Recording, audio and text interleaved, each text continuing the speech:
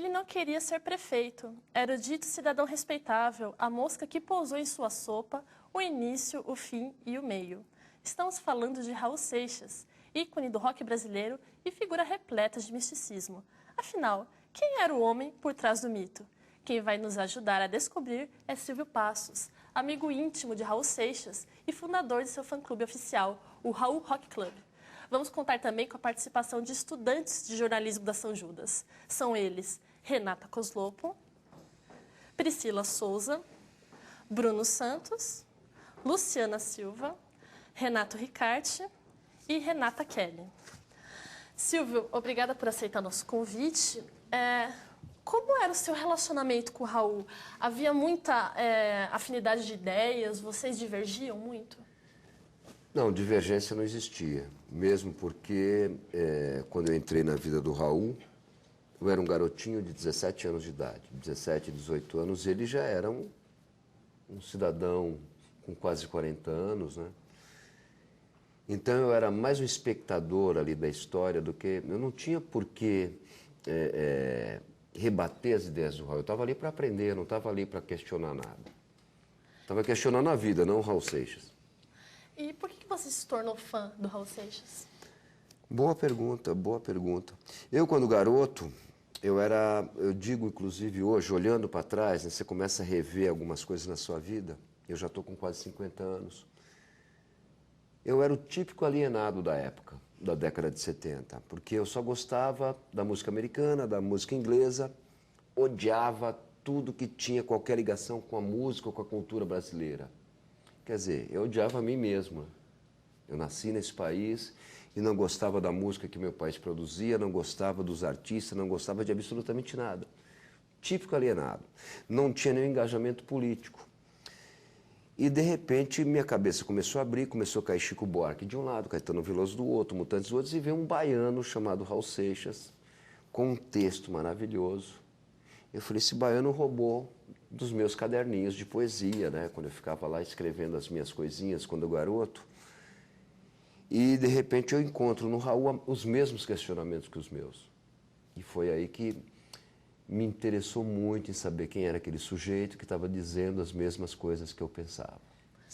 Silvio, nessas anotações, essas poesias, você chegou a mostrar pro Raul? Chegou a compartilhar com ele? Claro, com grande orgulho. Surgiu alguma música daí? Alguma autoria dele? Posteriormente, né? Ele falou, você quer ser artista? Eu falei, não. No fundo eu queria, mas eu não queria porque era muito tímido, como sou até hoje, de certa forma. Eu queria estar participando da história. Eu não queria ser um ícone da história. Eu queria estar ali, eu queria estar nos bastidores da história. Eu não queria ser um mero espectador da história. E o Raul me proporcionou isso, né? E o legal, quer dizer, enquanto eu estava aqui na frente do palco, era todo um deslumbre. E quando a gente está aqui nos bastidores da história, você vê que é tudo a mesma coisa, né? É horrível, na verdade. Era melhor estar lá no público, né? Não saber de determinadas coisas que acontecem nos bastidores. E, Silvio, como é que foi o seu primeiro contato com o Raul? Pois eu tinha um fã-clube do Led Zeppelin na época, uma grande banda inglesa que eu adoro até hoje. E eu desmantelei esse fã-clube do Led Zeppelin, consequentemente perdi um círculo de amigo muito grande, porque os caras falaram, você ficou maluco, pô, vai desfazer um fã-clube do Led Zeppelin para fazer um fã-clube do Raul Seixas, me ajuda aí, né? Mas eu quero fazer uma homenagem pro cara. Antes de tudo, era fazer uma homenagem. E eu botei anúncios em jornais, que eu estava ali trocando o meu acervo do Led Zeppelin por coisas do Raul, e eu descobri, isso foi no final da década de 70, começo da década de 80. O Raul estava se mudando para São Paulo. Eu falei, pô, o baiano veio morar em São Paulo. Então, no anúncio, eu botei, compro tudo que se refira a Raul Seixas, inclusive o telefone e o endereço da casa dele. O anúncio por si só já era um absurdo, né? Quero comprar o telefone da casa do Raul Seixas. E o cara do fã-clube dos Beatles me ligou, tinha estado com o Raul. Primeiro me questionou, você não vai encher o saco do cara? Eu falei, não, pô, tô fazendo um fã-clube, homenagem pro cara. Ele me deu o telefone da casa do Raul. Eu, com aquele telefone na mão, fui agora. Se eu ligar pro cara, o cara me der um esporro. Todo o meu ídolo construído vai cair, né? Uma onda veio e desmantelou o meu ídolo. Fiquei com medo de ligar, fiquei ali relutando uns 2, 3 dias até que eu liguei. E qual não foi a minha surpresa, o próprio Raul atendeu o telefone. Eu achava que estava ligando para casa do Michael Jackson, do Elvis Presley. Né? Até chegar no cara, vai passar até pelo cachorro. E o próprio Raul atendeu completamente bêbado. Alô, é o Silvio Santos, eu faço seu programa. Aí eu falei, não, eu sou o Silvio Passos, eu estou fazendo um fã-clube para você. Pô, fã-clube para mim? Nunca ninguém fez um fã-clube para mim. Você pode vir almoçar comigo? Me convidou para almoçar para 2, 3 dias depois, entendeu? Foi tudo muito rápido, muito mágico. E falando no Elvis Presley, é evidente que ele exerceu uma influência muito forte na vida do Raul. Você acredita que, além do próprio espírito inquisidor que o Raul possuía, o estilo transgressor do Elvis foi fundamental para a sua música? Olha, quer dizer, a presença do Elvis dentro da vida do Raul foi muito importante. Foi a partir, quer dizer, não foi o Elvis propriamente, mas foi o Elvis que empurrou ele no precipício, entendeu? E lá embaixo tinha os Beatles segurando. Mas o Elvis foi, sem sombra de dúvida, importantíssimo na construção do ídolo Raul Seixas, do artista Raul Seixas, sem sombra de dúvida. Ô Silvio, você conheceu o Raul, você era muito jovem. O que você teve de conhecimento dele? O que você traz para a sua vida hoje, assim, estilo de vida, filosofia de vida? O que você aprendeu com ele? Boa pergunta. Cara, até aquele momento, quem conduzia a minha vida, de certa forma, eram meus pais. Então eu estava ali tentando seguir o padrão que papai e mamãe queriam para minha vida. Seus pais eram fã do Raul também? Jamais. Não. Meu pai funcionário público, gabinete do prefeito, janista roxo. Mamãe do lar e vendia perfumes, essas coisas que as mamães vendem, né? E corta cabelo. E eles estavam preparando, eu sou o filho mais velho, eu sou o primeiro filho. Então eles estavam preparando o primeiro filho para ser um cidadão bacana, né? Bem colocado na sociedade. E eu estava ali seguindo, quer dizer, eu usava camisa de gola, sapato preto de amarrar, entendeu? Calça de tergal, e tudo que eu queria era uma calça jeans e uma camiseta e um cabelo comprido. Eu usava cabelo cortado, igual do exército. Eu odiava tudo aquilo, mas era o padrão da minha família. O que o Raul Seixas fez com o filho desse casal? Quebrou a vidraça, falou, meu amor, vai pro mundo, entendeu? Se seu pai quer um engenheiro dentro de casa, manda ele fazer engenharia. Não é você que tem que ser engenheiro. O que você quer ser? Eu falei, bicho, eu quero trabalhar com música. E o Raul me deu dentro do que você perguntou, exatamente isso. Eu quebrei a bolha, fui pro mundo, entendeu? Me joguei, dei um moche no planeta. Então as canções do Raul falavam com você. Então a gente pode dizer que é possível desvendar o Raul através das letras dele? Porque, por exemplo, Ouros de Tolo. É uma letra semi-autobiográfica, né? Porque Exatamente, completamente insatisfeito com que... E isso versa até dentro do que a gente está falando aqui. Quer dizer, aquilo que a sociedade cobra de você o tempo todo, porque você tem que ser magrinha. As mulheres vivem essa paranoia da magreza, daí ficam anorexas e morrem, porque a Gisele é magrinha, entendeu? E esquecem que a Preta Gil é gordinha e é maravilhosa do mesmo jeito. Então, quer dizer, enquanto você está vivendo sob esse tipo de regimento, você está ferrado. Você tem que seguir o que você quer. E não importa se você é preto, se você é branco, se você é nordestino, se você é gay, se você não é, entendeu? Ele, antes de tudo isso virar onda, que está muito na moda, isso, você liga a televisão, você só vê esse tipo de coisa horrorosa que tem na sociedade, mas isso sempre existiu de uma maneira mais velada. E o Raul, de certa forma, com o trabalho dele e com o próprio Auditolo, ele está querendo quebrar todos esses tabus. não só nela, na música Medo da Chuva, ele também critica o comodismo, né? Exato. E de você ficar ali dentro de um casamento que é completamente mentiroso, né? Eu aprendi o segredo da vida vendo as pedras imóveis sozinhas no mesmo lugar. Ele critica aquelas pessoas que não se movem, não se aceitam... mexe, não fazem nada. Exatamente. As letras dele falavam de muitas coisas, inclusive chegavam a todas as classes sociais. Como explicar toda essa universalidade do pensamento dele? Pois é. Ele continua sendo estudado em universidades, em colégios públicos, em rodinhas de violão, em botecos. E as letras dele ainda são muito atuais. Continuam atuais. Por quê? Porque o trabalho do Raul era um trabalho, antes de tudo, filosófico, atemporal. Então ele vai caber em qualquer época. Talvez a construção melódica da música fique ali situada numa época, mas a construção ideológica, o texto, aquilo cabe em qualquer situação. Quer dizer que ele atingia toda a sociedade, toda a população, né? Todos os tipos de sociedade. E o próprio Raul, ele acreditava na sociedade alternativa? Como era Acreditava. que ele via essa Como ele sociedade? imaginava essa sociedade alternativa? Primeiro que ela não é uma sociedade física, não é uma coisa palpável. Ela é conceitual, é uma ideia. É igual Deus. Deus é uma ideia. Sociedade alternativa, então eu pego aqui Deus e sociedade alternativa e coloco os dois no mesmo patamar. É um conceito. E aí você vai como você lida com Deus, eu não sei. Como você lida com Deus, eu não sei. Como vocês lidam com a sociedade alternativa, eu também não sei. Mas eu me lido muito bem com Deus e com a sociedade alternativa. Estou muito bem com os dois. Silvio, no álbum Metrô Linha 743, o Raul captou o vazio da década de 80, né? Já não havia mais uma geração de jovens como a de 1968. E o Raul era uma espécie de símbolo de uma época que já havia passado, né? E esse período da década de 80 também foi muito sombrio para o Raul, que ficou doente várias vezes, ficou deprimido. Como é que foi a convivência com o Raul nesta época? Cara, e justamente nesse momento que eu entro na vida do Raul. Era um osciloscópio, né? Tinha um gráfico assim, altos e baixos, e eu estava exatamente com ele em todos os momentos. Nos momentos ótimos, ótimo, né? Festa, alegria, cerveja, shows, viagens, maravilha, dinheiro entrando de todos os lados. E agora, no down, aí todo mundo some, que sobrava. Inevitavelmente, o Raul entrava em down quando ele estava separado. Ele era um cara que dependia de uma companheira. Ele precisava de uma mulher sempre do lado dele. Quando não tinha mulher, tinha os amigos. Só que ele era um cara de poucos amigos. Aí sobrava o Silvícola, que era jovenzinho, cheio de disposição. E... eu esqueci o que você perguntou.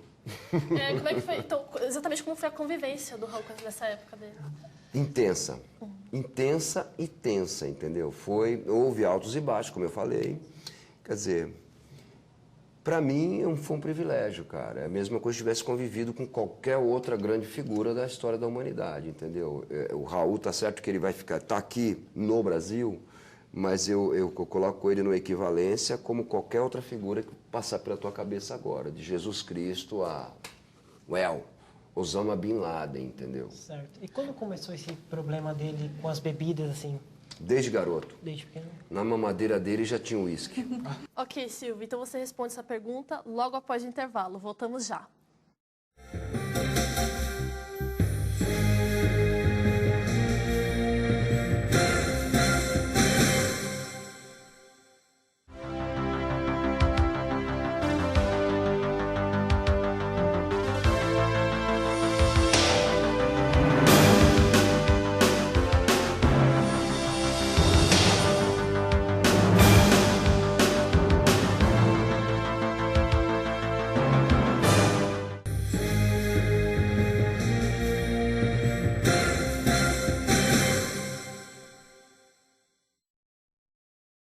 Estamos de volta com o Coletiva, falando sobre Raul Seixas. E ao meu lado está Silvio Passos, amigo e presidente do fã-clube oficial do músico.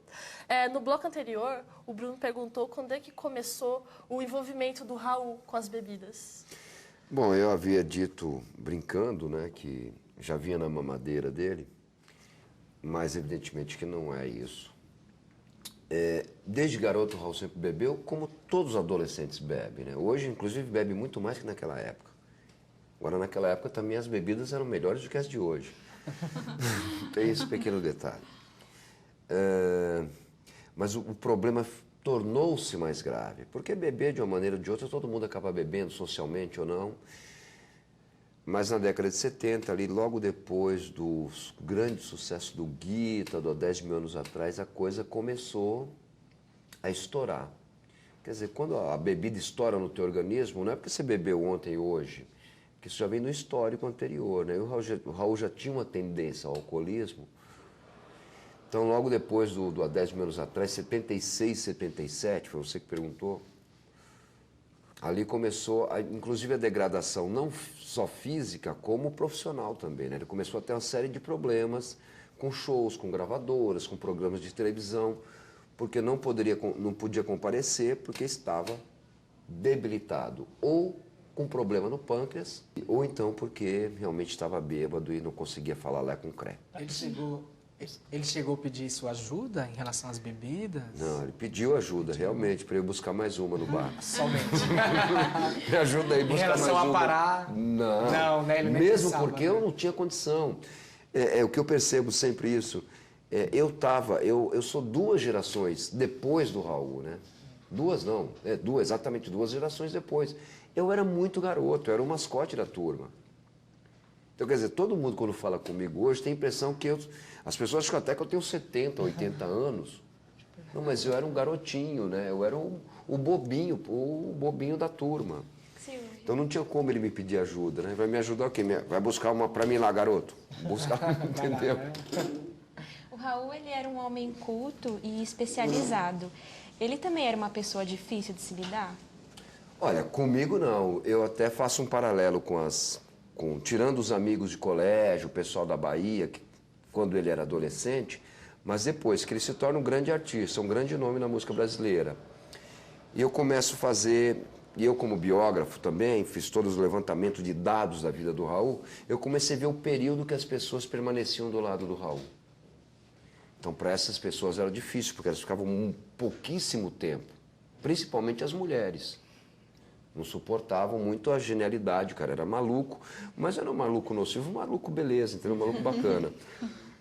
Agora, eu consegui permanecer muito tempo junto dele. Praticamente a última década da vida dele, eu estava ali do lado. Então, ele era realmente difícil, mas para mim era ótimo. Eu estava aprendendo a ser difícil também. Eu casei também 3 vezes e minhas mulheres não me suportaram, mas eu estou aqui hoje. Silvio, mudando um pouquinho de assunto, vamos voltar na música dele. Ele escrevia muitas músicas retratando o cenário do Brasil, do país. Hoje, atualmente, no cenário do Brasil, você acha que tem alguma banda, algum artista que retrata isso? Boa pergunta. Não. Se tem, não está na mídia. Então, você acha que o Brasil, a música brasileira, regrediu? Degradou muito, pelo amor de Deus, o que é isso? E pode ser um absurdo o que eu vou falar, mas às vezes uma ditadura faz falta, apesar de toda a tragédia da ditadura, entendeu? Porque ela estimulava o artista, o compositor, a pensar, a ter Por que o músico hoje luta pelo quê? Para falar besteira em música? Isso tá valendo? Não está valendo nada. Quer dizer, perdeu. Então, você para pensar, fala, pô, tinha ditadura, era péssimo, era horrível? Era. Mas ela, ao mesmo tempo, era estimulante. Se não tivesse ditadura, não teria Chico Buarque. Não teria letras, né? Exatamente. Os caras tinham alguma coisa para lutar. Hoje ninguém luta por nada. As pessoas lutam para conseguir uma menininha na esquina e dispensar na outra, entendeu? Cadê Não tem. Uma pena. Silvio, na época que o Raul lançou Guita, ele disse que muitas mães procuraram ele para que tocasse seus filhos deficientes. Ele não queria esse rótulo de Messias, né? Nunca quis. Ele conseguiu se desvencilhar dessa imagem? Não, pelo contrário, já fizeram até a igreja do Raul. Aí outro dia que eu fiquei sabendo, eu fiquei horrorizado. Como? Vão canonizar o Raul Seixas? São Raul Seixas o quê, né? Eu estou operando milagres agora. Aonde? Nos botecos de São Paulo. Ah, mas se fazem isso com Maradona, né? Pois é, o Maradona é pior ainda. Enfim, não, o Raul nunca quis isso, pelo amor de Deus. Acho que nem Jesus Cristo queria também. Desculpa. E o Raul sempre esteve em busca de respostas, né? A verdade do universo, Deus e tudo mais. Como é que você via a espiritualidade dele? Bêbada. O Raul não acreditava em nada disso. Ele buscava respostas, né? Ele sempre dizia, ele afirmou isso a vida inteira. E isso virou um problema, porque ele estava tocando em questões que são questões comuns a todos. Todos nós estamos querendo saber o que a gente está fazendo aqui. Qual é que é? Existe Deus? Não existe Deus? Vamos para o inferno? Não vamos para o inferno? Qual é que é dessa imensidão desse universo todo? É uma coisa comum, não tem um ser humano no mundo que não pensa sobre isso. E o Raul foi tratar da coisa mais comum do mundo, só que é um assunto complicado. Ele conseguiu tratar disso de uma maneira mais acessível. E Esqueci de novo o que você perguntou. Como é que você via a espiritualidade dele? O que Ah, você achava? tá. E essa coisa da espiritualidade, ele via também como era uma outra coisa conceitual, quer dizer, não existia, na verdade, isso. O Raul, eu não gosto do termo ateu, entendeu? Porque o ateu, acho que está no mesmo, é outro extremo do fanático religioso, do fundamentalista, e o Raul não está em nenhuma desses dois extremos, ele está justamente no meio. Ele está questionando os dois lados. Em muitas entrevistas que o Raul concedeu ao longo da vida dele, ficou claro que quando ele era jovem ele queria mudar o mundo, um mundo imutável. Mas aí depois ele percebeu que antes de mais nada era preciso mudar a si próprio. E isso fica claro em canções como Metamorfose Ambulante e Medo da Chuva. A influência do Raul influenciou você? Ela te transformou? Sim. Eu estava me preparando para eu fazer jornalismo ou para eu fazer psicólogo. Eu queria ser psicólogo naquela época, era uma coisa que todos os meninos, pelo menos, queriam fazer. Hoje é uma coisa de menina, né? Mas na minha época era uma coisa de menino também, ser jornalista ou psicólogo. E aí eu encontro o Raul, o que aconteceu? Meu pai queria que eu fosse engenheiro, minha mãe queria que eu fosse médico, eu queria ser jornalista ou psicólogo. E aí aparece o Raul Seixas e mudou tudo isso. Então, quer dizer, dentro do que você me perguntou, causou uma mudança devastadora na minha vida, entendeu? Mudou radicalmente, isso foi 180 graus. Então você acha que no caso da geração de hoje, a geração Y, é assim mais pacata, porque falta um incentivo? De repente a música dava esse choque para estimular o pensamento, para estimular a mudança? Não. Não. A minha geração, que é a geração X, nós tínhamos naquela época elementos que proporcionavam a gente. A música era muito importante. Hoje me parece que essa geração, a geração Y, é a geração tecnológica.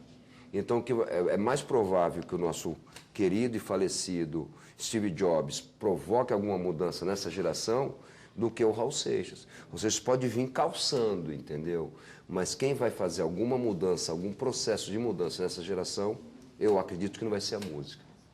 Silvio, você falou dos sucessos do Raul. Muitos deles foram frutos da parceria com o Paulo Coelho. Sim. Como você via essa parceria e por que eles se distanciaram? Bom, eu conheci o Paulo bem antes dele virar o Paulo Coelho, que hoje o mundo conhece. Quando eu conheci o Paulo era um cara conhecido, pouco conhecido até no Brasil, era o parceiro musical do Raul. Há um equívoco quando se fala do Paulo, que acho que o Paulo escrevia as músicas e o Raul era meramente o intérprete, quando é justamente o contrário. O Raul escrevia as músicas, às vezes colocava o nome do Paulo sem o Paulo ter feito absolutamente nada. Porque o Paulo, inclusive, tem no meu perfil no YouTube, o Paulo falando que ele nunca foi músico. O Paulo sempre achou a música uma coisa secundária, uma coisa de classe baixa, de cultura ruim, não era bem o que ele queria. Ele queria centros acadêmicos, ele queria uma coisa mais, né? Então, e o Raul chegou lá e falou, a única forma que você tem de ganhar as massas e ganhar o mundo é falando para as massas, meu amor. E com essa linguagem intelectual tua de centro acadêmico, você vai continuar falando para os seus amiguinhos de centro acadêmico, entendeu? Vai morrer ali, uma cervejinha, e vai para casa lamentar que o mundo não te entende. Então o Raul deu a receita para o Paulo, e o Paulo, acho que todas as pessoas que estiveram próximas do Raul, foi assim o melhor aluno do Raul. O Raul sempre teve uma coisa professoral, ele sempre gostou de ensinar. Ele me ensinou a escrever melhor do que eu já escrevia, me ensinou a compor, me ensinou uma série de coisas. Mas o Paulo Coelho, acho que foi o melhor aluno do Raul. O Paulo ganhou o mundo e deve isso ao Raul. Bem, eu acabei de conversar com o Silvio Passos. Muito obrigada pela sua presença, Silvio. Você gostaria de acrescentar alguma coisa? Não. Não, deixo com vocês. Vocês aí que, por favor, continuem, não deixem essa peteca cair. Com certeza. Raul é uma inspiração para todos nós. Para entrar em contato com a produção do Coletiva, ligue para 2799-1968. Ou então mande um e-mail para a TV São Judas, este que aparece aí na sua tela. Obrigada pela sua companhia e até a próxima.